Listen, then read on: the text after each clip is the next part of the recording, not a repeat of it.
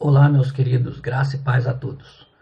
Aproveitando esta oportunidade, quero compartilhar com você a segunda parte da primeira razão por que podemos ser imitadores de Cristo, considerando que Deus nos criou à sua imagem e conforme a sua semelhança. Deus criou o homem de forma perfeita, irrepreensível, com caráter puro e sem contaminação. Porém, esta imagem e semelhança de Deus no homem foi desfigurada, foi corrompida. O pecado distorceu e maculou esta imagem no homem, deformando o seu caráter. Existem 4 estágios da imagem de Deus no homem. Primeiro estágio, a imagem original, a imagem criada, perfeita e sem pecado. Quando Deus disse, façamos o homem à nossa imagem e conforme a nossa semelhança. Antes da queda, o homem possuía a imagem e semelhança de Deus em sua perfeição.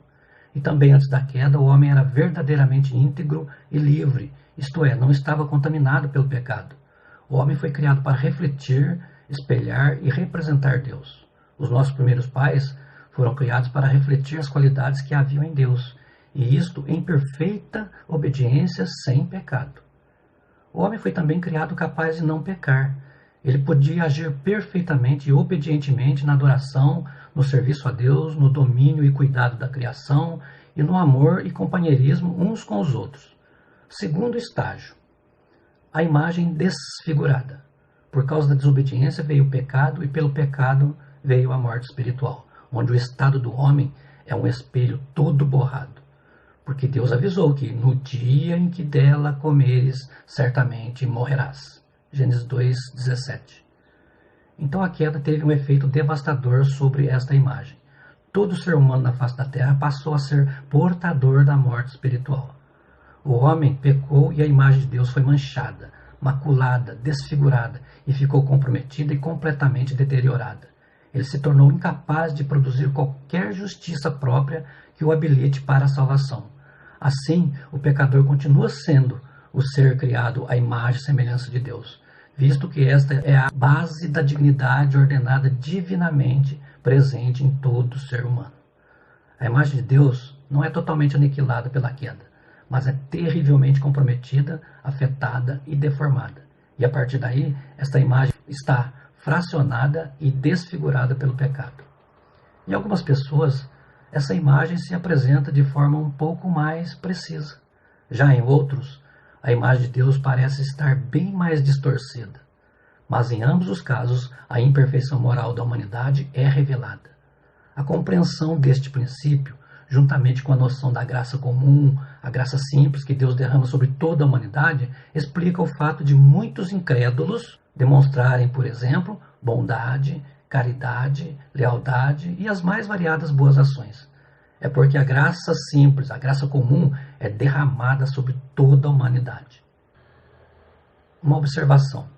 Graça simples é diferente da graça salvadora, que Deus derrama somente sobre os salvos, que nasceram de novo e se tornaram filhos de Deus e que já resolveram o problema da natureza do pecado. Estes, sim, são os únicos que podem ter a graça salvífica, a graça salvadora, e entrar no reino dos céus. Os outros, porém, ainda precisam resolver o problema do pecado. Precisam nascer de novo e se tornarem filhos de Deus para terem direito à graça salvadora.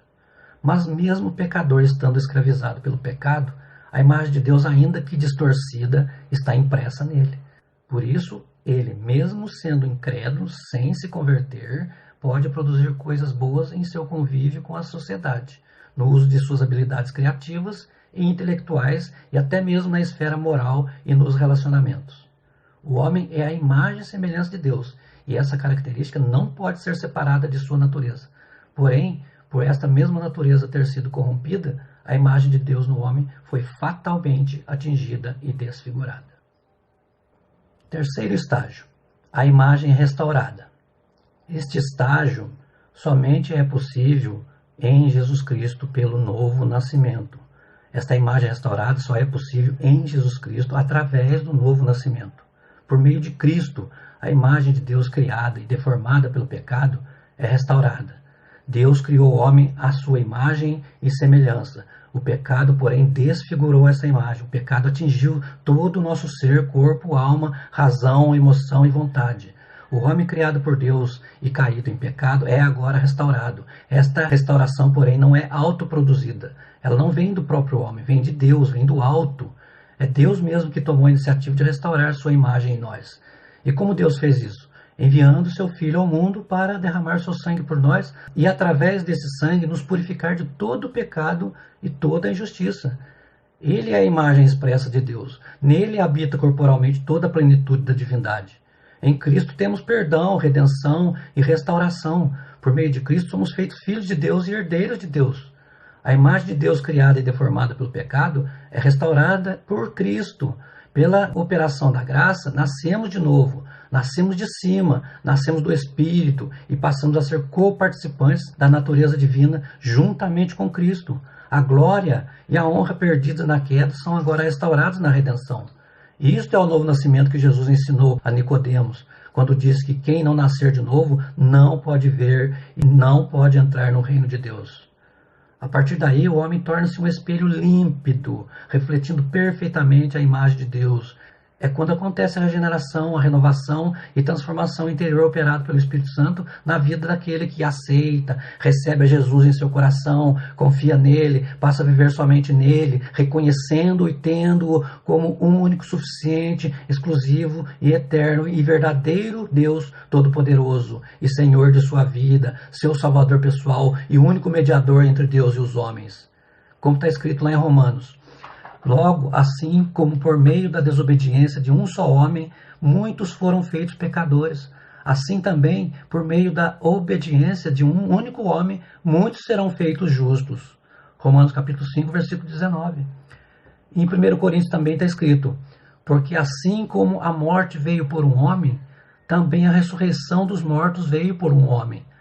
Porque assim como todos morrem em Adão, assim também todos serão vivificados em Cristo. 1 Coríntios capítulo 15, versículo 21 e 22. No sentido, o homem ainda é portador da imagem de Deus.